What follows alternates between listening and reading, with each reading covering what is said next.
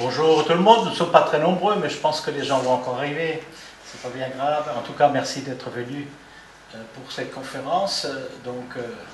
L'incessante sarabande des particules atomiques, je vais expliquer un peu mieux mon titre. Personnellement, je suis Godefroy Cugel, j'étais professeur de physique et je suis membre titulaire de l'Académie des sciences, arts et belles-lettres de Caen. Et c'est au nom de cette Académie des sciences, arts et belles-lettres de Caen, qui est une société savante qui travaille en Caen depuis le XVIIe siècle. Voilà. Et donc, je vais vous parler des particules atomiques, ou plutôt des particules élémentaires. Alors, expliquons un peu le titre. Pourquoi l'incessante sarabande des particules atomiques? En fait, on va s'intéresser à la connaissance et à l'existence des particules atomiques, ou plutôt, à la fin, vous allez voir, aux particules élémentaires. Pourquoi une sarabande? Pourquoi ce titre? Vous savez, si ça vous pouvez ne pas bouger, vous savez que une sarabande, c'est une musique. Vous connaissez tous la sarabande de Handel, la fameuse sarabande de Handel. C'est une musique, une danse lente. Ça fait un peu penser à la lenteur des choses dans l'espace, mais aussi forte, douce et noble, à l'origine rapide, puis qui s'est ralentie avec le temps. Et vous allez voir, à fur et à mesure qu'on rentrera dans le problème des particules, on va retrouver ce rythme particulier de la sarabande. Pourquoi incessante? Incessante parce que la recherche des particules, ou la notion recherche des atomes, est quelque chose qui vient de la nuit des temps, qui vient de très longtemps. Notamment dans l'Antiquité, je vais rappeler 2 ou 3 noms qui sont connus de personnes qui ont travaillé là-dessus, mais aussi incessante parce que ça a pris part dès le départ dans la théorie cosmologique du Big Bang à la naissance de l'univers. On va y arriver un tout petit peu plus précisément. Et puis, c'est quelque chose qui est toujours d'actualité, bien entendu, dans la mesure où les recherches scientifiques sur les particules, sur les atomes, sur ce qu'il y a dans les atomes, dans les noyaux, continuent. Alors, j'ai appelé ça particules atomiques parce que je vais au-delà simplement des particules élémentaires. Les particules dites élémentaires, c'est les particules qui, dans l'esprit des scientifiques actuellement, ne peuvent pas se dissocier et qui sont donc des éléments qu'on ne sait pas, dans l'état actuel des sciences, dissocier. Alors que l'atome est une histoire beaucoup plus âgée, beaucoup plus vieille. Alors on va parcourir ça. Je vais, soyez rassurés, la physique des particules, la physique nucléaire est une physique très complexe, qui est de la physique, et donc dans laquelle, si on veut vraiment bien rentrer dans ces recherches, il faut des mathématiques, il faut des formules, il faut des équations. Je ne vais pas vous en donner parce que je veux faire une conférence qui soit de nature extrêmement compréhensible par tout le monde. Donc je ne rentrerai pas dans des détails de physique. Je donnerai des noms de temps en temps de choses comme la mécanique quantique. Je ne rentrerai pas dans le détail de ce que ça veut dire, bien que ça participe de façon absolument importante à la connaissance des particules.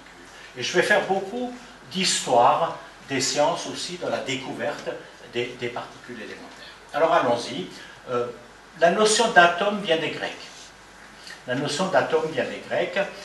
Les premières personnes qu'on peut citer, on peut rentrer plus en détail, mais je n'ai pas le temps de le faire, la première personne qui a vraiment utilisé le mot atome, voilà, c'est cette première personne-là, c'est Démocrite. Donc on est 400 ans à peu près avant Jésus-Christ. Alors atome veut dire insécable. C'est-à-dire on ne peut pas le séparer dans l'esprit de Démocrite. Le CIP était aussi un atomiste, entre guillemets, puis vous avez aussi un autre philosophe grec, Épicure, qui est aussi connu pour autre chose, l'épicurien, etc., qui a aussi défendu cette notion d'atome. Donc l'atome, vous voyez, c'est une certaine conception du monde qui dit que le monde est fait d'éléments déterminés, définis, des atomes, et qu'on ne peut pas couper, qu'on ne peut pas séparer. Alors cette notion a été contestée dès le début par notamment Aristote, qui n'était pas du tout d'accord avec cette notion d'atome. Il dit mais non, toute la matière est constituée de 4 éléments, l'eau, la terre, le feu et l'air. Hein. Donc Aristote n'était pas du tout d'accord avec cette notion d'atomisme. Et cette querelle, cette dispute, elle s'est propagée pendant très longtemps. Là aussi, on pourrait faire rien qu'un exposé sur cette histoire-là, sur l'atomisme, un vrai courant philosophique, mais surtout une théorie physique, qui parle d'une conception discontinue de l'univers par morceaux atomiques. Alors, c'était opposé aux théories qui soutiennent l'indivisibilité des choses. Hein, l'indivisibilité des choses, que l'être, l'univers, la matière, l'esprit, c'est un tout. Hein. Derrière cette indivisibilité des choses, il y a bien sûr aussi souvent de l'Église aussi, hein, notamment de l'Église chrétienne. Hein. Il est intéressant de situer aussi, ou de mentionner un monsieur qui est extrêmement intéressant, qui est Giordano Bruno. Giordano Bruno a vécu au XVIe siècle, c'était un moine italien qui lui a parlé d'un atome vitaliste. Il était atomiste à la façon de Démocrite, mais il était vitaliste. Il dit que l'atome est aussi un centre de vie. Il est un point où vient s'insérer l'âme du monde. C'est écrit comme ça dans les écrits de Giordano Bruno. Voilà. Mais Bruno était aussi très connu par ailleurs parce que c'était un adepte de l'héliocentrisme copernicien. Hein. Copernic a bousculé par sa théorie copernicienne de l'héliocentrisme, a bousculé le géocentrisme qui précédait. Voilà. Et il a dit finalement les choses tournent autour du Soleil et non pas autour de la Terre. Gros problème pour l'Église. Et Giordano Bruno, ce moine, a été excommunié par toutes les églises catholiques, protestantes, protestants anglais. Il était chaque fois jeté par les gens à cause de ça. Il a aussi été pour la pluralité des mondes. Vous avez des textes de Giordano Bruno qui disaient que c'est très moderne finalement, qu'il n'y a pas qu'un seul monde, il y a d'autres mondes. Bref, il y a peut-être de la vie ailleurs, ou bien il y a d'autres univers. Hein, il a raconté des choses comme ça. Ça lui a coûté très cher, hein. Monsieur Bruno, parce qu'il a fini brûlé sur un bûcher sur le Campo di Fiori. C'est pas trop loin du Palais Farnèse. À Rome, vous y trouvez une belle placette avec une grande statue de Giordano Bruno, du moine qui a fini ses jours là-bas, donc au XVIe siècle. Alors, par contre, vers le XVIIe siècle, on commence à évoluer un petit peu et on accepte de mieux en mieux l'existence d'atomes ou plutôt de particules. Hein. Alors, des noms qu'on peut citer, Gassendi, qui était quelqu'un d'important, Galilée, vous connaissez, Boyle, on connaît un peu moins, et surtout Newton, hein, le grand physicien Newton, celui qui a découvert l'attraction universelle. Il a fait d'autres recherches extrêmement importantes sur la lumière et il a dit, venez, rentrez, il a dit que la lumière est corpusculaire. Hein, c'était pas de l'onde, mais bon, l'onde est venue par la suite, mais Newton a postulé le caractère corpusculaire de la lumière. Il a dit la lumière c'est des petits corpuscules, il n'a pas utilisé le mot atome, mais c'est des petites quantités qui sont envoyées. Alors, c'était aussi très risqué, notamment l'Église qui n'aimait pas ça, parce que tout ceci est incompatible avec la notion de transsubstantiation, la conversion d'une substance sur une autre, pain et vin en sang et encore, etc. Vous connaissez ces questions-là des Églises. Hein. Donc vous voyez, l'atome, là on commence à le reconnaître, on parle déjà de la lumière corpusculaire, bien que la notion de Newton... Mais vous allez voir, on va y arriver à fur et à mesure, bien que la notion de Newton est très particulière, qui a été très fortement critiquée ou très fortement mise en cause par la suite, par les gens qui ont vraiment déterminé la nature ondulatoire de la lumière, qui ont dit que la lumière, ce n'est pas des corpuscules, c'est des ondes. Derrière ça, on peut citer Hume, on peut citer Huygens, et on peut surtout citer un Normand célèbre qui est Augustin Fresnel. Cet enfant de Matthieu, hein, c'est un garçon qui a dont la famille est issue du village de Mathieu, à quelques kilomètres d'ici, hein, et qui a vraiment travaillé sur le caractère ondulatoire de la lumière, avec Huygens, Fresnel et Hume, ce physicien anglais, ils ont établi le caractère ondulatoire de la lumière, qui après a été confirmé par des scientifiques comme Maxwell, qui a fait la théorie des ondes électromagnétiques. La lumière, c'est une onde électromagnétique. Hein. Donc vous voyez, on est déjà un peu dans des discussions, mais qui vont se réconcilier. Alors, celui qui a vraiment posé très définitivement la nature atomistique des choses, c'est un certain chimiste qui s'appelle John Dalton, 18e siècle, qui a vraiment ressorti des tiroirs la théorie de Démocrite et l'a réhabilité en posant les bases initiales de la chimie. Hein. Vous l'avez là-dessus, la matière est composée d'atomes sous forme pleine. Alors pour Dalton, c'était des petites sphères, indivisibles et indestructibles. Les atomes d'un même élément sont identiques, hydrogène, etc. Les atomes d'éléments différents, des masses, des tailles différentes. Il est impossible de transformer les atomes d'un élément en ceux d'un autre élément, dit-il. On a dû attendre les problèmes de la radioactivité pour infirmer ça. Hein. Un composé, une combinaison spécifique d'atomes, d'éléments d'espèces différentes. Bien sûr, hein, l'hydrogène plus l'oxygène, ça donne de l'eau. Donc vous voyez, Dalton pose déjà des choses, il parle de réactions chimiques, et après derrière, vous allez avoir des chimistes comme Lavoisier et d'autres qui vont revenir sur ces idées. Donc là vraiment, on installe la notion d'atome et de molécule. Hein. Et c'est confirmé donc au XIXe siècle et au début du XXe siècle. Je donne 3 éléments de confirmation. Brown, le mouvement brownien, hein, le fameux mouvement brownien de 1827, qui décrit des mouvements aléatoires des particules dans un fluide, hein, le mouvement brownien.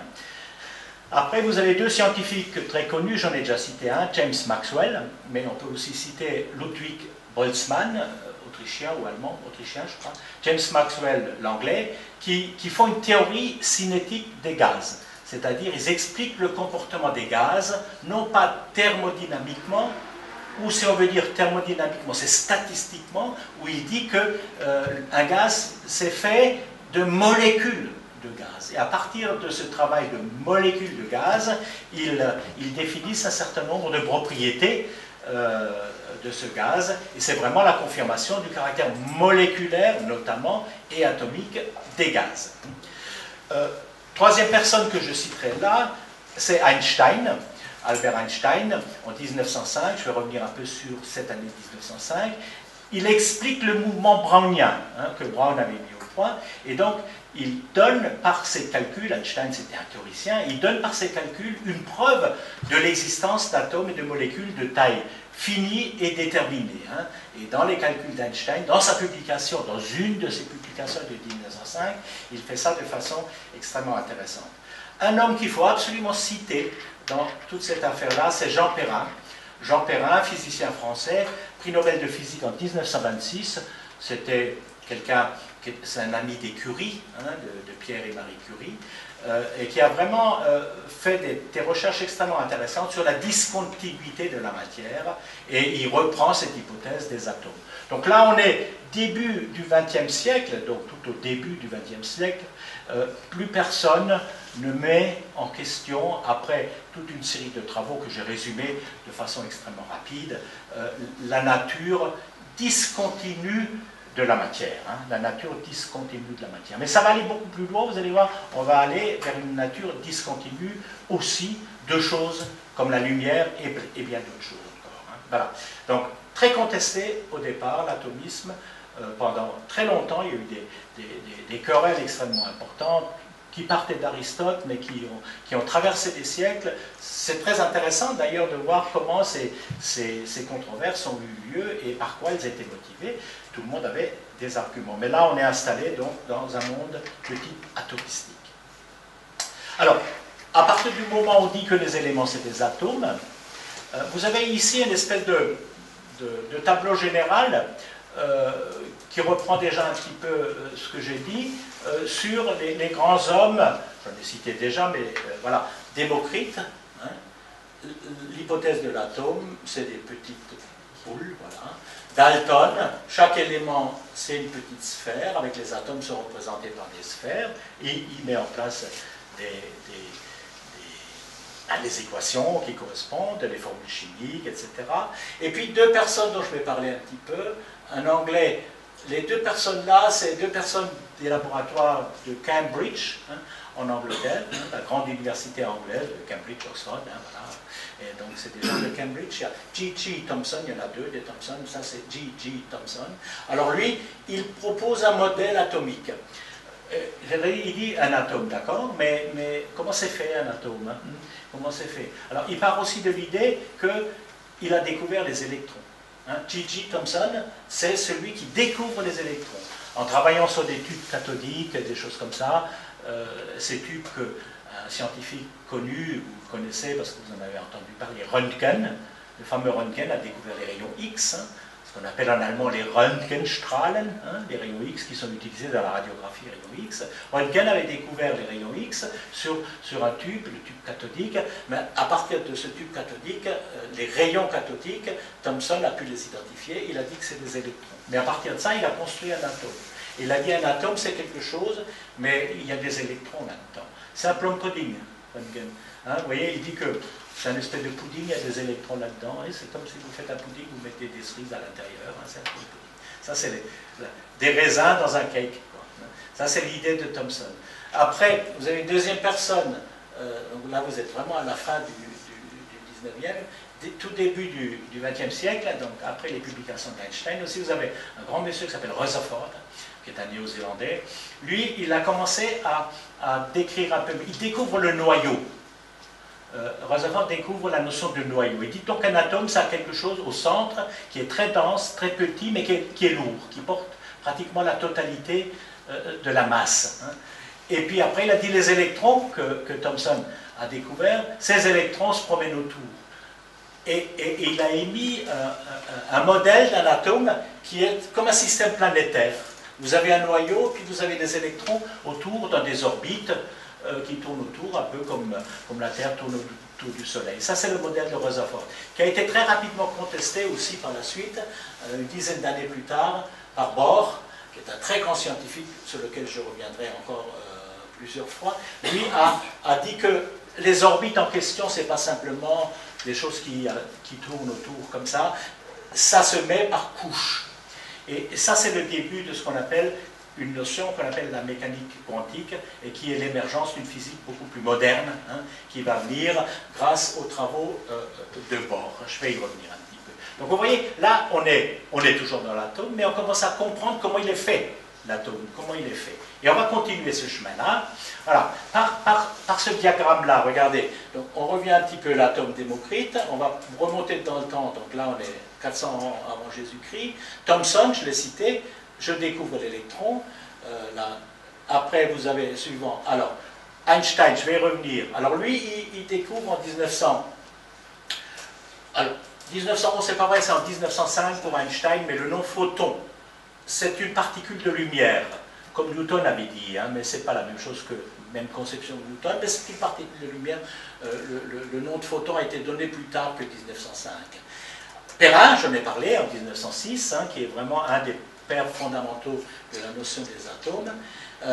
Proton, Rutherford, il découvre le noyau, il découvre le proton, c'est-à-dire c'est un des composants du noyau.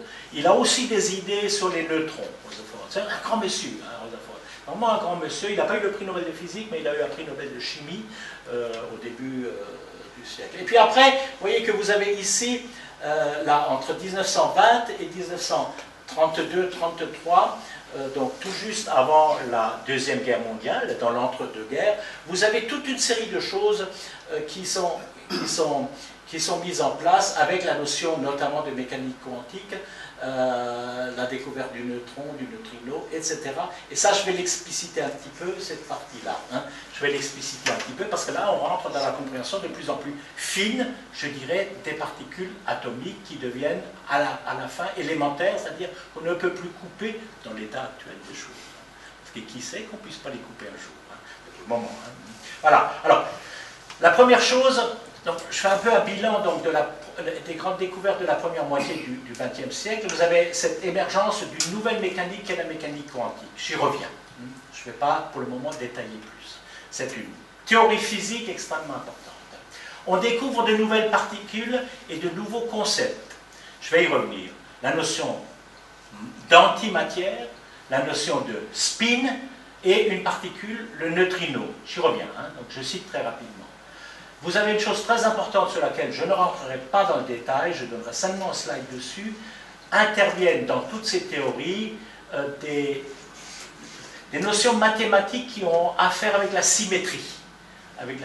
La nature comporte des symétries extrêmement intéressantes qui sont rompues de temps en temps, mais bon, c'est vraiment très utile dans la mécanique, dans l'étude sur les particules, mais je ne vais pas y rentrer dedans parce que ça vous emmène très loin. Découverte des différentes forces qui interviennent dans la nature. Bah, vous en connaissez une. Vous avez vu ce qui se passe, il y a une force là. Là c'est moi qui fais des expériences. Et ça, c'en est une. Voilà, vous avez vu, mon objet, il a une masse. Bah, quand je le lâche, il y a une force qui le tire vers le bas, il se ramasse sur la terre. C'est une expérience que vous pouvez faire tous les jours en sautant d'escalier. Voilà, c'est une force, c'est la force de gravitation. C'est ce que qu'avait trouvé Newton. Mais il y en a d'autres, des forces qu'on connaît aussi déjà à ce moment-là. C'est la force électromagnétique ou électrostatique. Vous savez, vous frottez une règle, vous prenez un morceau de papier, vous allez, il y a les forces électromagnétiques. Donc la notion de force de façon plus générale. Et puis il y a deux choses sur lesquelles je viendrai un peu. On a beaucoup étudié les rayons qui nous viennent de l'univers, ce qu'on appelle les rayons qui nous sont envoyés par le cosmos. Et ça nous a permis de découvrir, enfin ça a permis aux scientifiques de découvrir foule de particules, et puis, autre chose, les premiers accélérateurs de particules. On a su construire des instruments qui sont maintenant immenses, gigantesques, j'en parlerai d'un, notamment à Genève, qui permettent de prendre des particules et de les accélérer. Alors, revenons un peu plus en détail sur ça. Bon, début 20e, deux choses. Un, l'invention où les bases de la mécanique quantique sont posées. Alors, ça veut dire quoi, mécanique quantique? C'est une nouvelle mécanique à côté de la mécanique classique, newtonienne, comme on dit. La mécanique quantique, elle s'intéresse à l'infiniment petit. Les deux personnes qui ont essentiellement joué un premier rôle là-dedans, c'est un nommé Max Planck, qui a dit que l'énergie était quantifiée. Alors, c'était assez amusant parce qu'à la fin du 19e siècle, on pensait que la physique avait tout trouvé. On avait compris l'électromagnétisme, on avait trouvé l'électricité, le magnétisme, on avait trouvé les forces d'attraction universelles, etc., etc. Tout est beau. Il y a même Lord Kelvin, qui est un monsieur grand scientifique, thermodynamicien anglais, qui a dit un ciel bleu avec de petits nuages, il y a un ciel bleu, la cuisine. Enfin bref, les physiciens arrêtaient de travailler, il n'y a plus rien à faire. Le ciel est bleu, tout est trouvé, il y a deux petits trucs qui ne marchent pas. Il y a deux petits trucs qu'on ne comprend pas. Et ces deux petits trucs, c'est presque rien. C'est le corps noir. Le corps noir, c'est quand je chauffe un tison ou un charbon, plus il est chaud, plus le rayonnement est différent. Il va vers du rouge, vers du blanc, il va vers le blanc actuellement. De voir ce spectre de lumière qui sort d'un truc qui est chauffé très fort, ça on ne comprenait pas. Un petit nuage, c'est pas grave, bon, ben voilà, mais si quand même. Et l'autre petit nuage, c'était une onde électromagnétique. Vous savez que les ondes, vous connaissez, c'est une vague à la surface de l'eau. Pour se propager, pour une vague, il faut de l'eau. Sinon, il n'y a pas de vague. Quand je vous parle, je vous envoie des ondes sonores. S'il n'y avait pas d'air entre nous, ben, vous n'entendriez pas. Il suffirait de vider cette pièce d'air, j'aurais beau parler le plus fort possible, vous ne capteriez rien. Le support, c'est l'air. Et se poser la question d'une onde électromagnétique, mon petit laser là, vous voyez, il va là-bas. C'est de la lumière qui sort de mon laser et qui va sur le mur là-bas. Mais comment ça se fait qu'il passe? Est-ce que si je fais le vide d'air, est-ce que ça passe quand même? Ben oui. Et si je fais le vide de tout, ben ça passe quand même.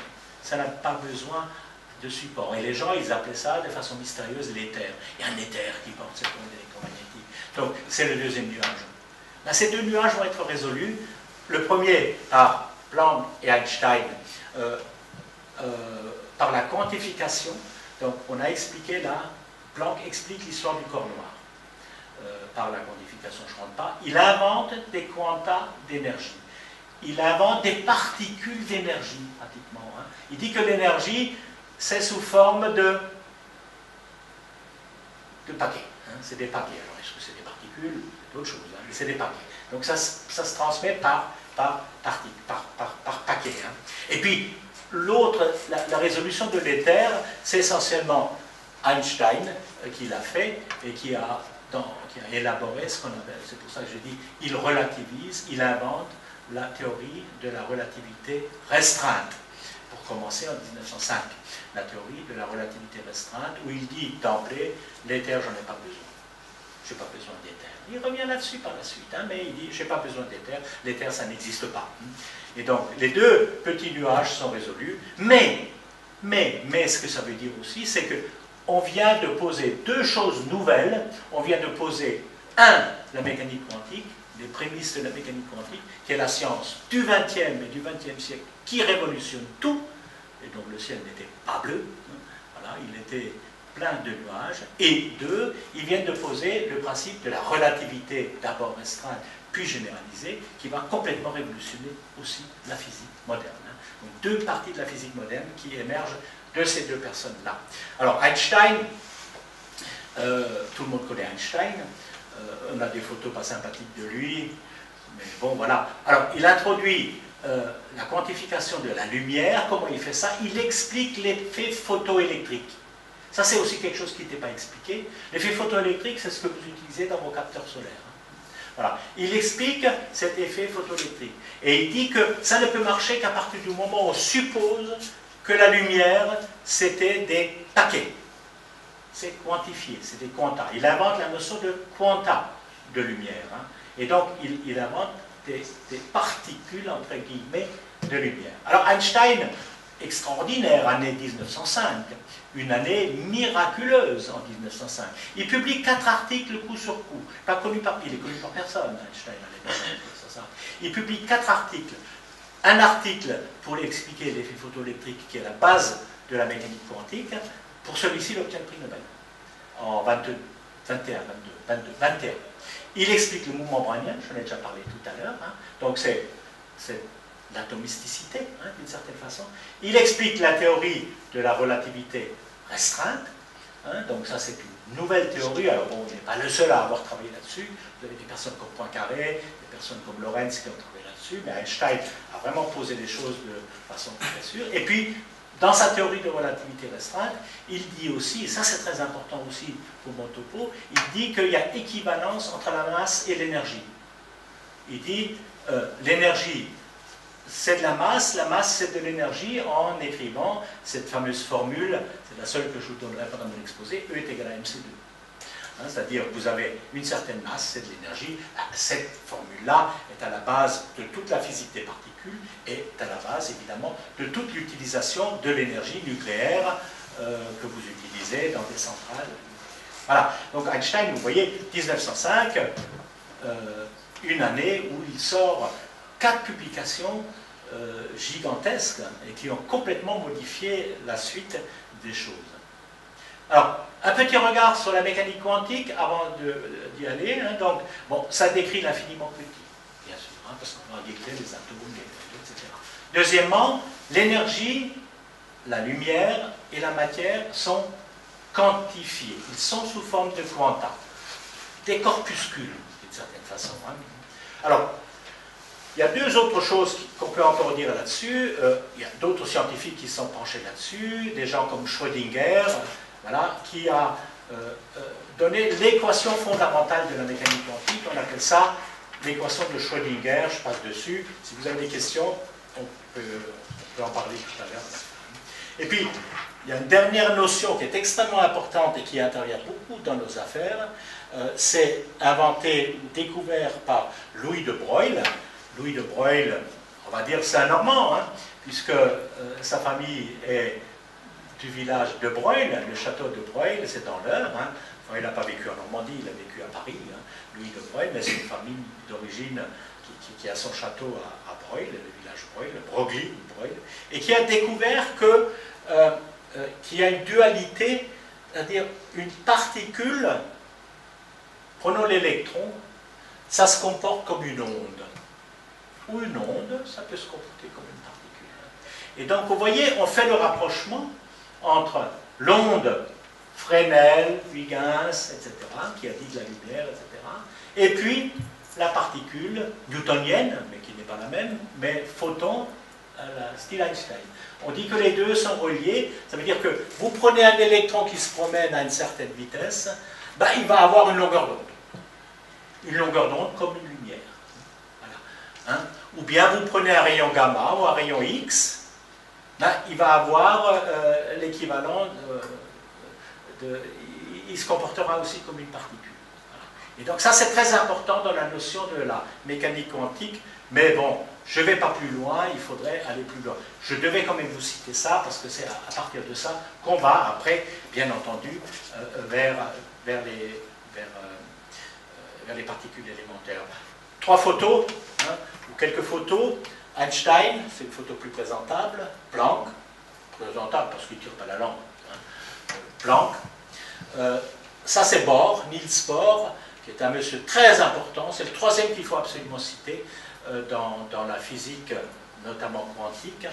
Grande dispute, enfin dispute très respectable l'un envers l'autre avec Einstein, parce qu'ils n'étaient pas d'accord sur certains fondements de la mécanique quantique. Hein.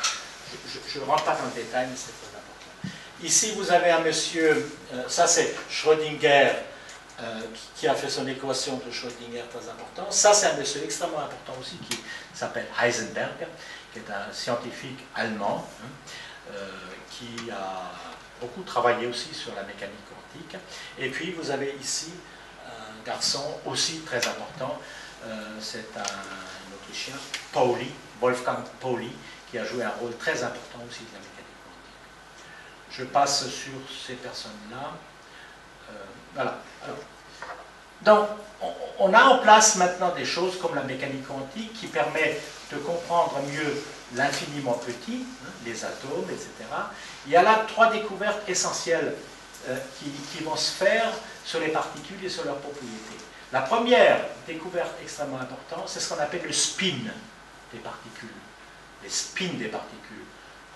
Bon, en 2 mots, je vais y revenir. Une particule, toute particule a un espèce de moment cinétique. On pourrait dire que ça tourne autour de lui-même, mais ce n'est pas tout à fait vrai.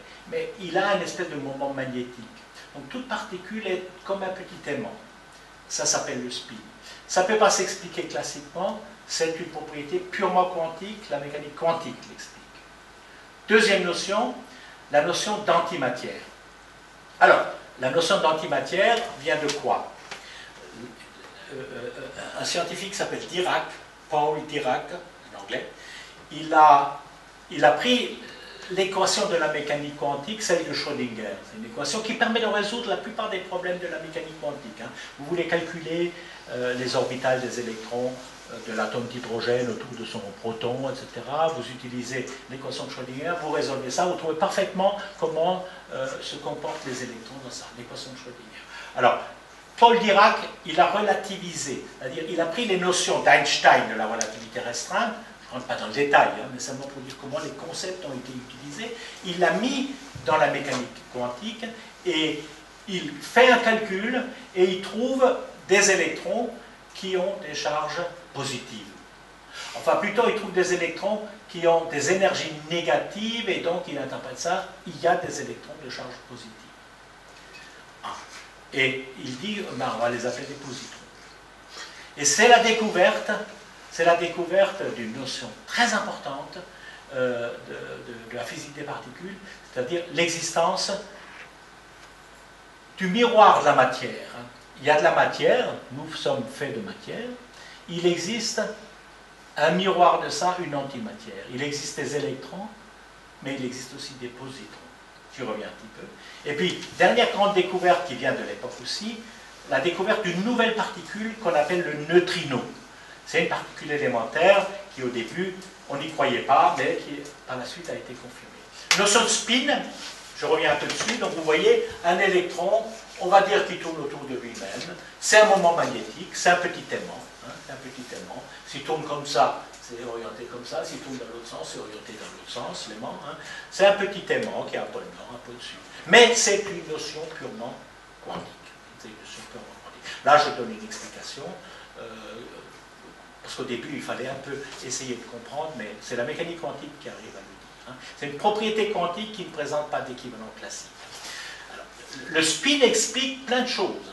C'est une des données fondamentales des particules en mécanique quantique, vous allez voir, et c'est notamment ça qui est à l'origine de... Je vais voir un petit peu. C'est à l'origine... C'est à l'origine du magnétisme. Hein. Vous connaissez, vous savez tous ce que c'est le magnétisme. Le magnétisme, ben, le spin, les spins des atomes, ou des électrons, et puis des atomes, ou des particules élémentaires, sont à l'origine du magnétisme. Donc le magnétisme, les aimants que vous utilisez pour coller les petits machins sur le frigo, qu'utilisent vos enfants pour coller, c'est une propriété quantique, parce que ça vient des spins. C'est purement quantique. Voilà. La personne qui a découvert ça, expérimentalement, c'est un certain Goudsmit et Uhlenbeck. Goudsmit, il est intéressant par ailleurs. Ça a été fait avant la Seconde Guerre mondiale. Il a été chargé de surveiller le régime nazi dans la fabrication de la bombe atomique. Vous savez que pendant la guerre, la notion de... Les Américains ont lancé le gros projet Manhattan. Les Allemands, les nazis, étaient aussi sur le point de lancer la fabrication de la bombe atomique. Et donc, Goudsmit est un Américain qui a été envoyé en Europe pour essayer de voir où sont les Allemands dans la fabrication de la bombe atomique. On peut trouver des livres qui racontent bien cette histoire-là.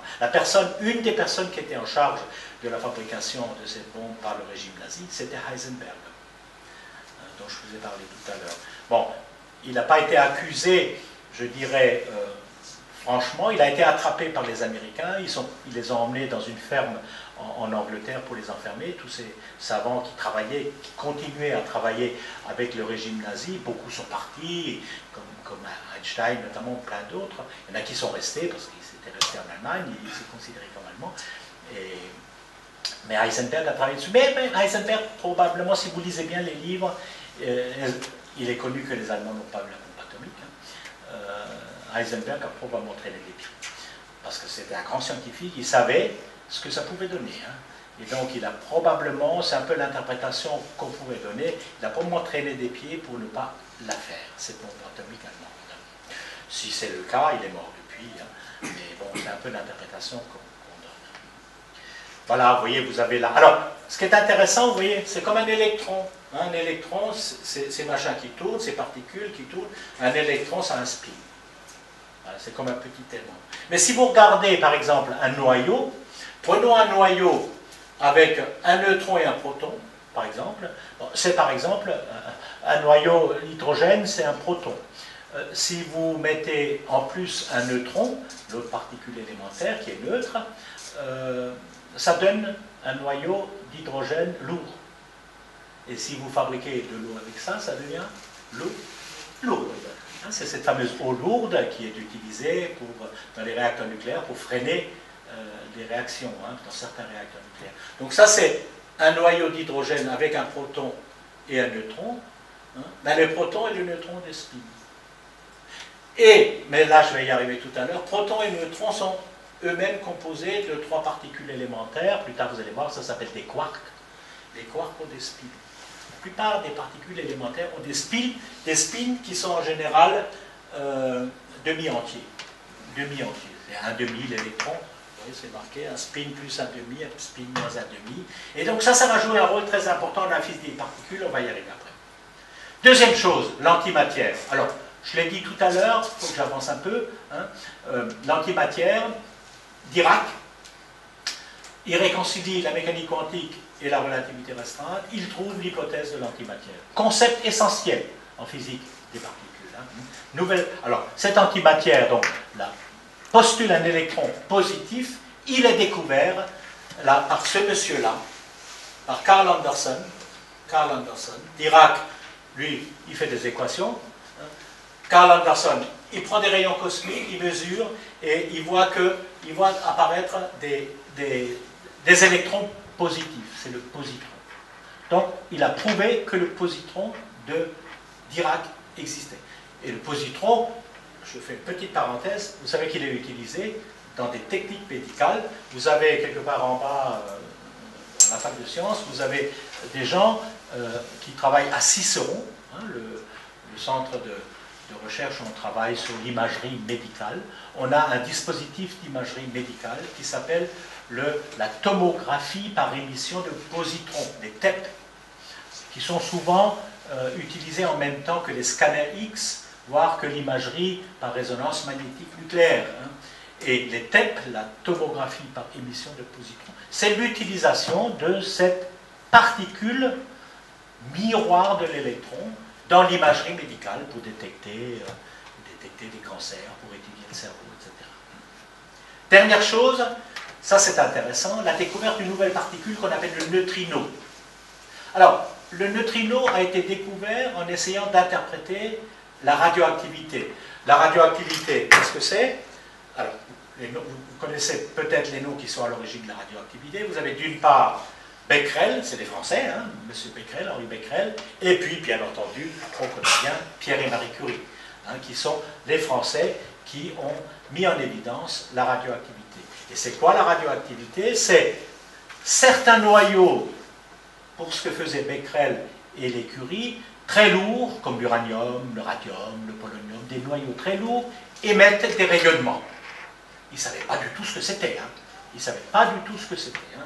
Et vous l'avez, voilà, vous avez une belle image très classique, ça c'est M. Becquerel, voilà, et ça c'est Mme Curie et son mari, Pierre et Marie Curie, qui donc découvrent la radioactivité. Pierre et Marie Curie découvrent des nouveaux éléments radioactifs. Alors, Becquerel c'était l'uranium, travaillait sur l'uranium. Pierre et Marie Curie travaillaient plus sur d'autres éléments, ils ont découvert le polonium, le radium. Hein. Alors, qu'est-ce que ça voulait dire? Ça voulait dire que des noyaux, hein, vous prenez ici un noyau, oui, ça c'est un noyau d'aluminium, dans lequel vous avez des protons et des neutrons, hein, bon voilà, il est là, toute une série d'électrons tournent autour, hein, ça c'est l'image de Rutherford ou de Bohr, hein, voilà, ça c'est l'atome, hein, donc vous voyez, il est sécable, hein, parce qu'on peut enlever les électrons, et on prend le noyau, on peut le découper déjà en neutrons, en protons, hein, donc c'est plus un atome, entre guillemets, c'est sécable, on va dire, hein, donc Démocrite a vu ça, des 4 siècles avant Jésus-Christ. Hein. Donc, vous voyez, ce noyau, il émet des rayonnements.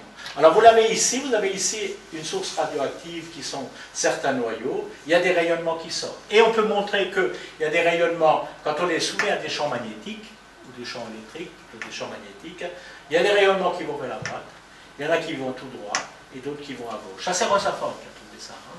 Et elle a dit, il y a des rayons alpha, je ne savais pas ce que c'était. Il y a des rayons bêta, je ne savais pas ce que c'était, et il y a des rayons gamma, ils ne savaient pas ce que c'était. Alors on a trouvé plus tard que le rayon alpha, c'est en fait des noyaux d'hélium. Des noyaux d'hélium, c'est-à-dire 2 protons, 2 neutrons, ça fait un noyau d'hélium qui sont éjectés, chargés positivement, 2 fois positifs, puisque c'est 2 protons. Les neutrons n'ont pas de charge. Les rayons gamma, c'est des ondes électromagnétiques comme les rayons X, mais encore plus intenses, plus énergétiques, on va dire. Et les rayons bêta, c'est des électrons. Alors, vous voyez que vous avez un noyau, dans le noyau, il y a des protons et des neutrons, d'après l'état des connaissances à l'époque. Un noyau qui émet des électrons, pas d'électrons. Et qu'est-ce que ça veut dire? Ça veut dire que quelque part, vous voyez, quelque part, alors là, pas là, quelque part, il se passe un phénomène qui vient du noyau, qui fait qu'un, notamment, par exemple, si on prend le rayonnement bêta, que j'ai là, hein, pardon, je reviens par là, il y a un neutron qui se transforme en proton, il reste une charge positive, il se transforme en proton, et il émet un électron. Donc on a les charges, neutrons neutre au départ, un proton plus 1 électron moins 1, et donc ça reste neutre, c'est bien. Donc il émet, il reste un proton, et ça émet un électron. Ça c'est le rayonnement bêta. Alors vous voyez que si vous prenez un élément, prenons par exemple, je peux prendre ça, je prends un cobalt, un atome de cobalt. Si un neutron est transformé en proton, ça va donner l'élément suivant. Ça donne le nickel, puisqu'il y a un proton de plus. Vous voyez, il y avait 27 protons, il y en a 28 maintenant, puisque le neutron s'est transformé en proton, et un électron est émis.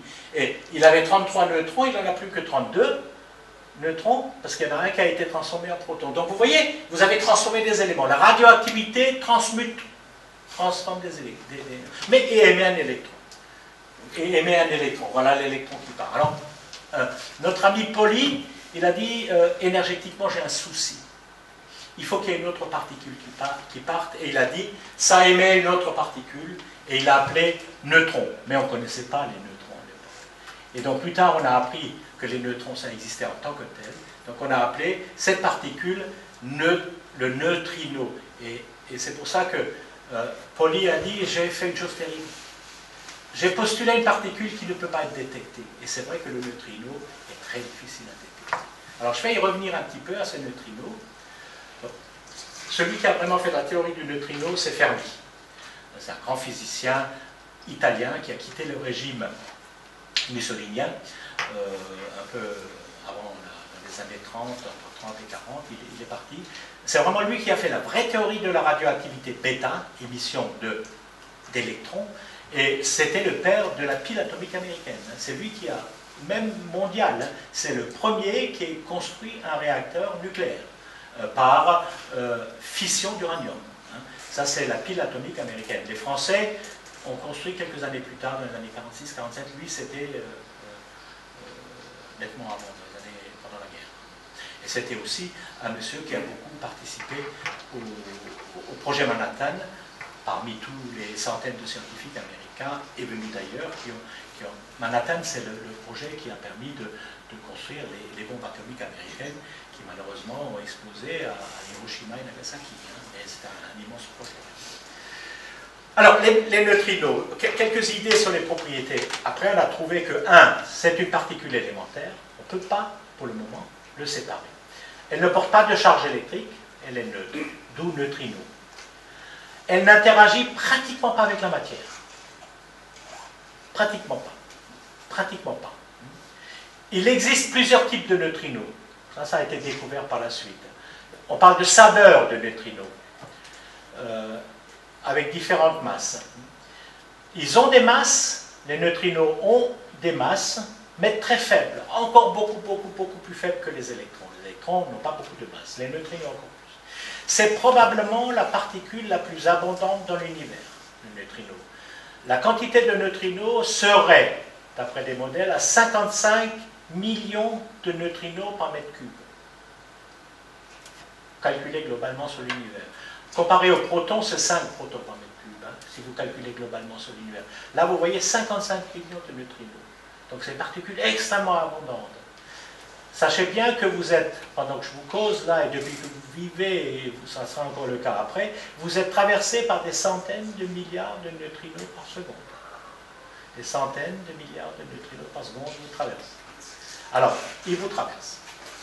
On calcule qu'en gros, il y a peut-être dans votre vie 2 neutrinos qui vont avoir une interaction avec des noyaux de votre corps.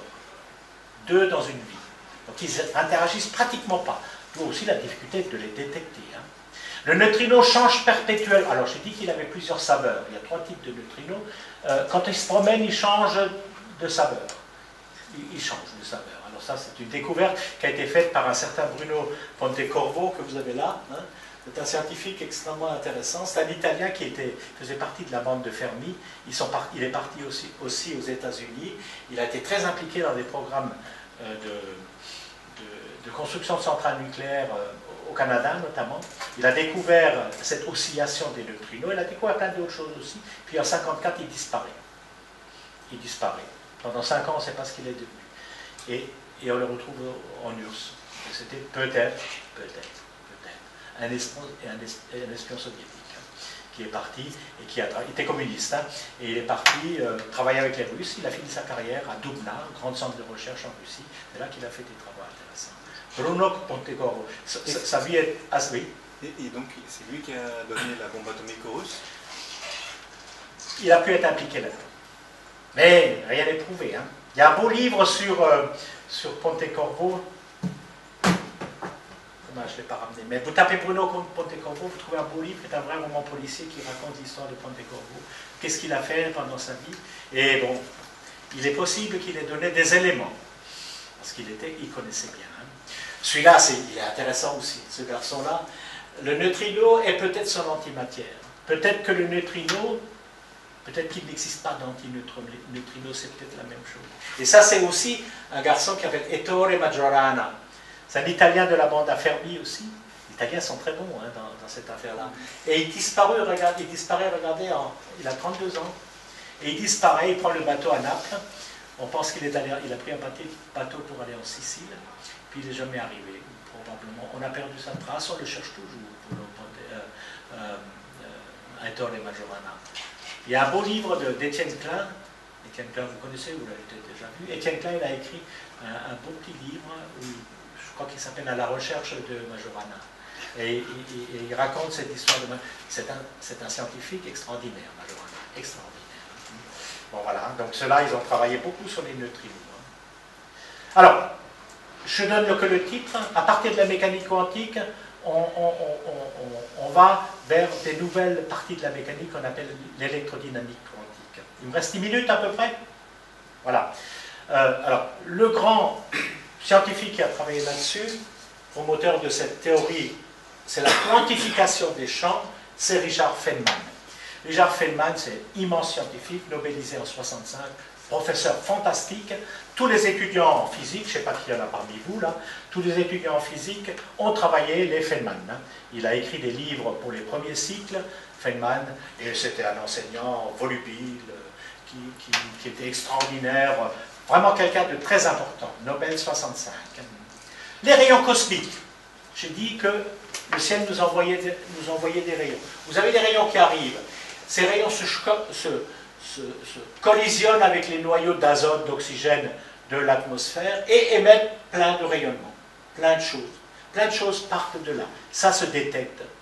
On peut détecter de temps en temps des neutrinos. De temps en temps, parce que c'est très dur à détecter. On peut détecter des nouvelles particules qu'on appelle des muons. C'est comme un électron, un muon. Hein, c'est comme un électron. On détecte aussi des particules comme les pions. Donc, à partir des rayons cosmiques, je vous ai dit tout à l'heure qu'Anderson, il avait détecté l'antimatière, le positron. Hein. D'autres choses ont pu être détectées. Hein. Et donc, vous voyez, vous avez ici un tableau, le positron, je l'ai dit, le muon, c'est un frère d'un électron. Des particules qu'on appelle les pions, les kaons, les lambda, les xi, les sigma, et j'en passe. Des tas de particules extrêmement étranges sont détectées à partir des rayons cosmiques. Voilà, je passe dessus. Dans les accélérateurs de particules, les gens construisent des accélérateurs de particules. Il y en a toute une flopée, c'est des machines gigantesques. Là, vous en avez un qui est représenté. C'est le premier accélérateur qui a été construit, c'est à Berkeley, aux États-Unis, en Californie. Ça a été construit par les frères Lorentz. Ils ont construit des accélérateurs de particules, notamment pour la médecine. C'est très utilisé en médecine. Vous allez dans les laboratoires du Ganil, côté là-bas, hein, vous trouvez des accélérateurs là-bas. De côté, vous trouvez des accélérateurs de particules, etc., etc. Et donc, vous voyez, on a des accélérateurs de particules. Depuis 1930, on construit des accélérateurs. Le plus illustre, c'est celui là-haut, le Large Hadron Collider, qui permet de faire quoi? Qui permet de prendre des électrons ou des protons, voire autre chose, et de les faire accélérer très rapidement, pratiquement à la vitesse de la lumière, de les faire rentrer dans d'autres éléments, de les faire rentrer l'un dans l'autre. Là, vous avez par exemple ce Large Hadron Collider. Alors ça, évidemment, ça vous crée d'autres particules. Vous voyez, c'est à Genève. Genève est quelque part, je ne sais pas où. Hein. Vous avez le lac de Genève, et c'est un accélérateur de particules qui a un rayon de 4,3 km. 4,3 km. La longueur est de l'ordre de la circonférence de l'ordre d'une trentaine de kilomètres, 27 km. Et ce que font les gens, ils prennent des protons et les font tourner dans ce sens-là à une vitesse pratiquement la vitesse de la lumière, 300 000 km à la seconde. Simultanément, ils prennent un autre faisceau de protons, ils le font tourner à la même vitesse dans l'autre sens, et puis à un moment donné, ils s'organisent pour que ces deux protons se rentrent dedans. Et voilà. Et on trouve là des particules. Et à partir de ça, on arrive à élaborer ce qu'on appelle le modèle standard des particules. Vous voyez, c'est très simple. ça, c'est la formule du modèle standard. Vous l'avez un peu simplifié sur une pierre qui est mise à Genève, devant le LHC. Alors, sur quoi débouche-t-il ce modèle standard? Il débouche sur la chose suivante. Première chose, atome, un atome avec ses électrons, le noyau avec son proton, ses neutrons. Une des choses que dit le modèle standard, les protons et les neutrons sont faits de 3 particules qu'on appelle des quarks. Le proton, c'est certains quarks, les neutrons, c'est d'autres quarks. Vous voyez, le proton, c'est un quark U up, un autre quark U down, et un quark U up et un autre down. Si vous mettez un U et un down et un 2 down, vous obtenez le neutron, le proton. Voilà comment ils sont différenciés. Alors les quarks, vous ne pouvez pas les... On n'a jamais vu un quark seul, ils sont toujours couplés. Et donc, on arrive à une distribution des choses qui est particules élémentaires. Vous avez d'une part des particules qu'on appelle des fermions, c'est celles qui ont des spins de moitié, 1,5, 3,5, etc. Et ce comporte, les quarks font partie de ça, et les leptons font partie de ça. Et dans les leptons, on a les électrons et 2 cousins, les muons et les taux. Et puis les neutrinos électroniques, les neutrinos muoniques et les neutrinos muoniques, tauiques. Donc chaque électron a, ça c'est 3 types d'électrons et 3 types de neutrinos qui vont avec ces électrons. Et puis de l'autre côté, vous avez les quarks up, down, alors charmé, étrange, up et bottom. Voilà, il y a 6 quarks. Et chacun des quarks encore a une couleur. Voilà. Ça, c'est ce qu'on appelle les fermions. Et puis d'un autre côté, vous avez ce qu'on appelle les bosons. Alors, les bosons, c'est quoi? Les bosons, c'est les particules élémentaires d'énergie qui collent ensemble les particules. C'est les choses qui exercent les forces entre les particules. Vous avez donc les particules, les quarks en haut, les 6 quarks, les 6 leptons. Ça, c'est vraiment des particules dites élémentaires. Pour le moment, on n'a pas réussi à les séparer. Et puis, ces particules sont collées ensemble par des forces. Les forces Z, ça colle ensemble. C'est ce qu'on appelle l'interaction faible. Les particules gamma, c'est les ondes électromagnétiques, c'est les rayons gamma, c'est les photons qui collent ensemble des charges opposées ou qui sont à l'origine de la force électrique. Ça, c'est à l'origine... Ça, c'est le gluon, ça colle ensemble les neutrons, les protons, les quarks, etc. Mais c'est comme des particules élémentaires aussi. Ils ont une masse?